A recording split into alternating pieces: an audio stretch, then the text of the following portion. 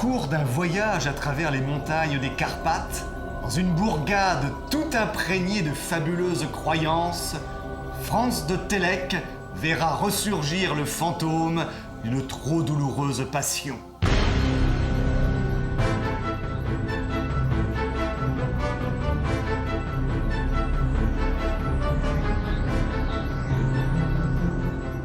Le 29 mai de cette année-là, un berger du nom de Frick surveille son troupeau. Nous sommes en Transylvanie, dans les montagnes des Carpates, une magnifique région verdoyante. Frick s'apprête à revenir avec son troupeau vers le village de Werst lorsqu'un colporteur de lunettes, de thermomètres, de baromètres et autres instruments apparut sur le chemin. Le berger demanda « À quoi sert ce tuyau que vous avez là ?»« Ce n'est pas un tuyau, mais une lunette !» répond le colporteur. Le berger mit l'œil à l'instrument et le dirigea vers le plateau d'Orgal, sur lequel domine un château. Ce bourg, comme on dit là-bas, abandonné depuis bien longtemps, est appelé le château des Carpates. Quelle n'est pas sa surprise d'y découvrir, grâce à la lunette, une fumée s'échappant de l'une des cheminées du donjon. Frick ne parlait plus.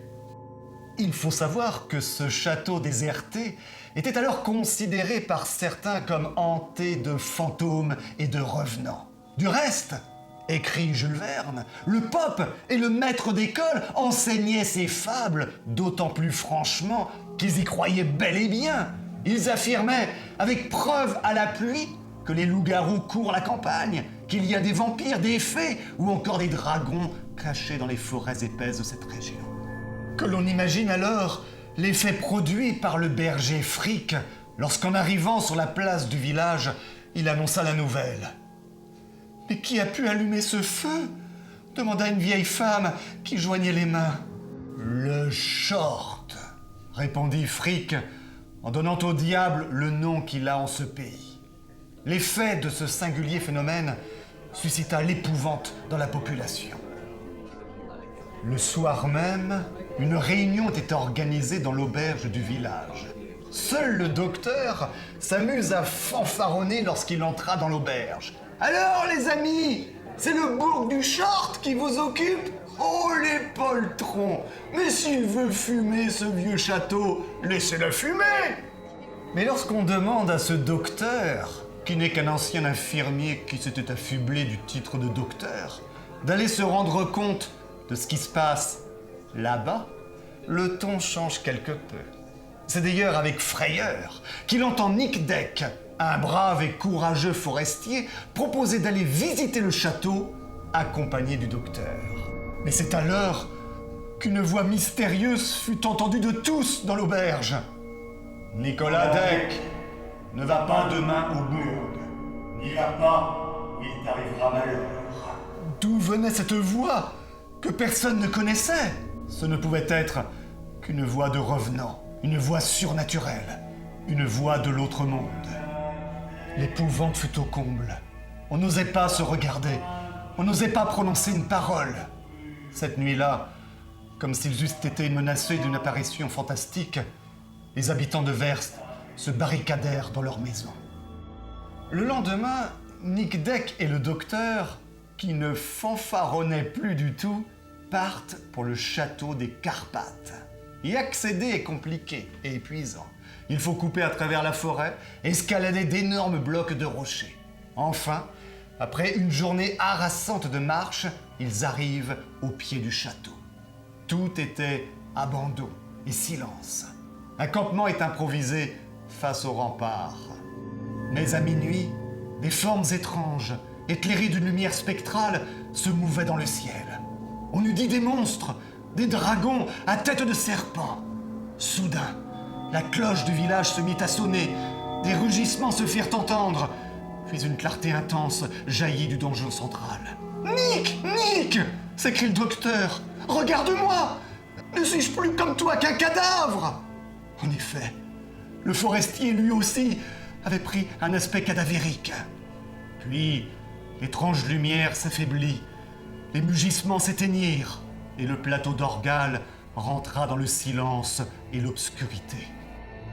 Au lever du jour, Nic Deck, qui n'avait rien perdu de son énergie physique et morale, tente, malgré les supplications du docteur effrayé, d'escalader la muraille. Mais soudain, au moment où il arriva au sommet, un cri de douleur échappa de la bouche de Nic Deck, qui se rejeta en arrière, comme frappé par la foudre, pour chuter inanimé dans le fossé. Le docteur, avec 1000 difficultés, arrivera à ramener Nic Deck jusqu'aux abords du village. L'épouvante fut plus complète que jamais à Werst. C'est alors qu'un soir, 2 voyageurs frappèrent à la porte de l'auberge du village. L'aubergiste, très inquiet, examina à la clarté de sa lampe les nouveaux venus avec une extrême attention afin d'acquérir la certitude que c'étaient bien des êtres humains auxquels il avait affaire.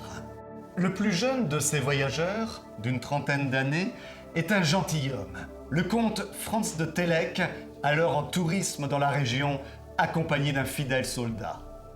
Le comte de Télek est étonné de l'aspect désertique du village, et l'on finira par lui dévoiler le lendemain les faits étranges qui se déroulent au château des Carpates. Franz de Télek était un homme de bon sens. Aussi croyait-il peu aux apparitions et se riait-il volontiers des légendes. Un bourg hanté par des esprits. Ce qui n'est pas douteux pour moi, c'est que le château des Carpates est maintenant occupé. Par qui? Je l'ignore. En tout cas, ce ne sont pas des esprits, ce sont des gens qui ont intérêt à se cacher après y avoir cherché refuge. Sans doute des malfaiteurs qui font croire que le bourg est hanté.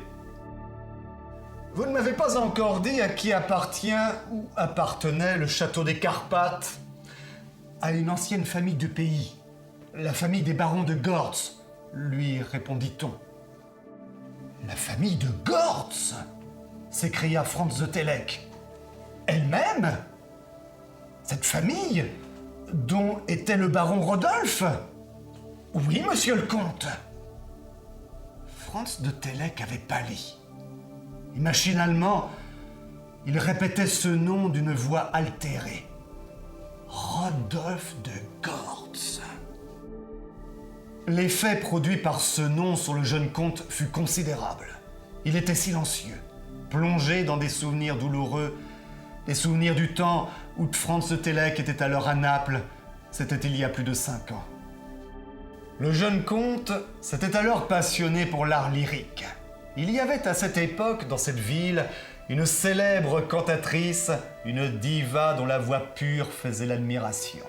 La Stilla, alors âgée de 25 ans, était une femme d'une beauté incomparable, avec sa longue chevelure aux teintes dorées et ses yeux noirs et profonds. Dès la première fois qu'il vit la Stilla, Franz éprouva un sentiment d'amour irrésistible. Mais si Franz de Télek ne vivait plus que pour la Stilla, depuis le jour où il l'avait vue depuis 6 ans, un autre homme ne vivait plus, lui, que pour l'entendre. Et il semblait que la voix de la cantatrice fût devenue nécessaire à sa vie comme l'air qu'il respirait. Toutes les fois que la Stilla devait chanter sur n'importe quel théâtre d'Italie, on voyait arriver cet homme étrange qui se hâtait de prendre place au fond d'une loge grillagée. Il y restait enfermé, immobile, silencieux, pendant toute la représentation. La Stilla avait fini par s'effrayer de la présence de cet homme bizarre. Bien qu'elle ne pût l'apercevoir au fond de sa loge, elle le savait là. Elle sentait son regard. Vous l'avez probablement deviné, c'est le baron Rodolphe de Gortz. Ce bien curieux mélomane qui n'avait alors pour seule compagnie qu'un certain Orphanik, un savant méconnu qui avait pris le monde en aversion. Mais c'est alors que le bruit courut dans Naples que la Stilla allait quitter la scène dramatique pour se marier avec Franz de Télek. Que l'on imagine ce que dut éprouver le baron Rodolphe de Gortz à la pensée que la Stilla allait lui être enlevée, qu'il perdrait avec elle tout ce qui l'attachait à la vie. Enfin, arrive le soir de la dernière représentation de la Stilla dans une salle comble. Le jeune comte se tenait au fond de la coulisse. L'enthousiasme du public est indescriptible. Mais au moment même où la Stilla chanta l'un des passages les plus attendus de l'opéra, la grille de la loge du baron de Gortz s'ouvrit. Une tête étrange, aux longs cheveux grisonnants, aux yeux de flamme, se montra. La Stilla s'arrête soudain de chanter. Une épouvante inexplicable la paralyse. Sa bouche se rougit de sang, elle chancelle, elle tombe. Un cri s'échappe de la loge du baron de Gortz. Franz se précipite sur la scène. Il prend la Stilla entre ses bras. « Morte !» s'écrie-t-il. « Morte !» Ce château des Carpates appartient donc au baron de Gortz, l'homme qui avait provoqué cette mortelle frayeur à la malheureuse Stilla. Le jeune comte est irrésistiblement attiré par ce château. Un soir, alors qu'il arrive au pied des murailles, il voit apparaître une forme étrange sur le donjon. C'était la Stilla, immobile, les bras dirigés vers le jeune comte. Elle, vivante! Ainsi, cette femme adorée était enfermée depuis 5 ans au milieu des montagnes transylvaines. Franz de Télek n'a plus qu'une idée, même au prix de sa vie, libérer la Stilla. Je vous laisse découvrir par vous-même les conditions dans lesquelles le comte de Télek, fasciné par cette vision et l'écho de cette voix, va parcourir les sombres labyrinthes de ce château mystérieux.